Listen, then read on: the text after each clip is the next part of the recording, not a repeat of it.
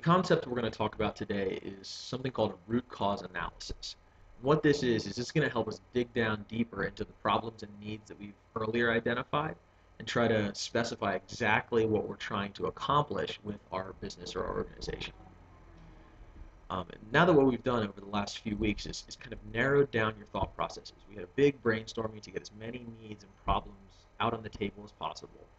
We've examined some of them to see how large they are, what type of problem it is, just some of the complications that may present themselves. And we've narrowed it down to see a few now that we think are the most probable, that we really are most passionate about solving. So now what we want to do is take those and really get down to the details. We want to dig apart and say, what is at the root of this problem? When you think about this, a good way to think about it is like a doctor. Think of yourself as a doctor, and the problem you're trying to solve is the disease. So if someone comes into your office and says, "Doctor, I have all these symptoms. I have a fever, I have a sore throat, I have headache, I have queasy, and I need these taken care of."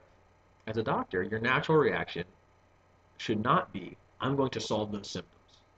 And the reason why is because if you give someone a medicine that reduces their fever, they'll feel better, but it doesn't actually solve the real cause of the problem. It doesn't get rid of whatever their disease is. If instead you looked at the symptoms and could dig down and say, what is really at the root here, and you realize it's the flu, and you can give them something to actually solve the problem of them having a flu, and you cure the flu, then all of those symptoms disappear, and they'll be gone forever. Not just temporarily. It doesn't just reduce the fever in the meantime while the medicine is working. It's a permanent solution to that problem. So really, this is what we're thinking about. We want to dig down and find out what the root of the problem is so it solves this permanently, not just temporarily. So if you think about this, the strategy the way you're going to do this is it's a very simple process. You just keep asking why, level by level, until you dig deep enough where you're comfortable that you have the answer. So a great example of this, we'll do a couple examples just so you know what I'm talking about. The first problem one of our students defined was there's a lot of trash on the streets. It's a very clear, obvious problem. Lots of people see it, lots of people would agree with that. So the question is, what do you do about it? We don't know yet, but how do we figure that out? You do a root cause analysis. You say, what are we really trying to solve first? Is it just the problem with the trash that's on the street today? Maybe, maybe not. So what we do is we ask ourselves, why? Why is there trash on the streets? Well, the answer is people litter. That's not a big step to take. It's not a leap of faith that anyone has to take. But the question then is, why do people litter? Well, maybe there's no place to put their garbage. Okay. So why is there no place for people to put their garbage? That's when you get down to a very interesting answer. Maybe in some areas, it's too expensive for the city to hire workers to collect the trash. That is a very important insight, if that is the case. And it's very different than having trash, than the way you would respond to that problem is very different than the way you would respond to trash on the streets if you just wanted to pick it up short term. And basically, in this example, there is a company that has done that. It's called Big Belly Solar. They're based in Philadelphia. And what they've done is they've created solar-powered trash cans that they sell to the city that compacts the trash and reduces the amount of collections required, so people don't have to come out and pick up the trash can as often, which saves the city a lot of money. They've actually estimated $875,000 a year they save by not having to send out as many trash collectors. So that justifies the cost of buying the trash cans, which then provides the place for people to put their garbage so they don't litter, so that the streets don't have garbage.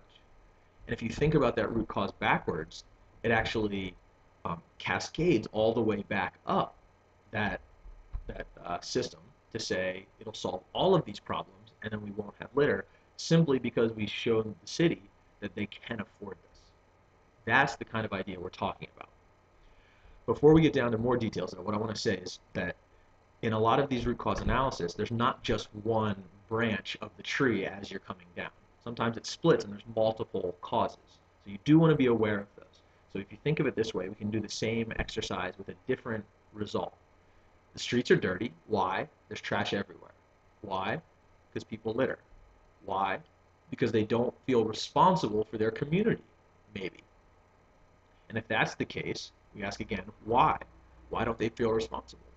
Because an example might be in some communities where people don't own the homes they live in, they don't have the financial um, incentives or repercussions for taking care of their houses.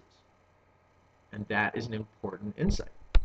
So why do they not feel responsible, or why do they not have ownership in those businesses? Maybe they lack access to credit. And why do they lack access to credit? Maybe because there's lack of job security. So this is a little bit more of a stretch, but if you think of it this way, if you can provide more job security, it'll provide greater credit, people will own their houses, they'll feel responsible for their community, they won't litter, there won't be trash everywhere, and the streets won't be dirty. All the way back up, the exact same logic we just came down, if we solve that root problem, we solve every other problem above it. And that's something I want you to think about. There may be multiple answers, so there are multiple possible solutions, and we need to think of the different varying potential solutions that we think are most effective at solving that root cause of the problem. So let's do another example. This is one that hits home to Philly. Is flash mobs. For those of you that don't know what flash mobs are, it's basically a mass gathering of people. Young people recently have done flash mobs for very negative goals in Philadelphia, kind of just a riot almost, with fighting and destruction and property damage. Really, really negative thing, and it looks really negatively it portrays the students really negatively in Philadelphia. So the question is, why do we even have flash mobs, right? Let's get to the root of this problem. Maybe first, kids are bored. That's a reasonable thing. They have nothing else to do. I disagree because you live in a very big city maybe, but if they're bored, they think they're bored, then they're probably right. So why are they bored? Maybe they don't have anything constructive to do after school. Why do they not have anything constructive to do after school? Because after school programs are viewed as something negative. Maybe it's seen as something that only nerds do. So why are they seen as negative? Because they maybe aren't aware of the programs that are fun, interesting, and engaging. Because I promise you, they are out there. There's lots of them out. There's lots of great programs, lots of great people out there, and they can be a lot of fun and really beneficial at the same time. So then why is that? Why are they not aware of those programs? Well, maybe marketing the programs isn't doing its job as well as it could, or maybe they don't even exist. Either of those things. Those are two different answers. Maybe it's an improvement in marketing, or maybe it's the programs don't exist. Both of those would result in very different responses to the way you would create a solution to that. Maybe you create a new program, or maybe you help existing programs market better. Both of those are major opportunities that if you solve those, people would be aware of really high level, engaging, great programs. They wouldn't see them as negative. They would have something constructive to do after school, so they wouldn't be bored, and there wouldn't be flash mobs. The root cause of a flash mob may just be the marketing of good programs. And this is something that is an important way to think about problems, because you really need to get down to what you're trying to solve. So if programs would find that valuable, they would want to pay people to improve that, and they would achieve their mission even better. So this way we're thinking, we're trying to challenge you to dig down deeper and understand truly what the issue at hand is. So what I want you to do for next class is take your couple core issues, your problems or your needs that you've identified as most important to you, and do a root cause analysis.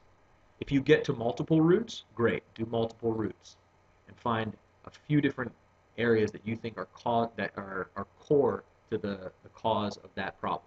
That if you solve them, it would cascade all the way back and solve it.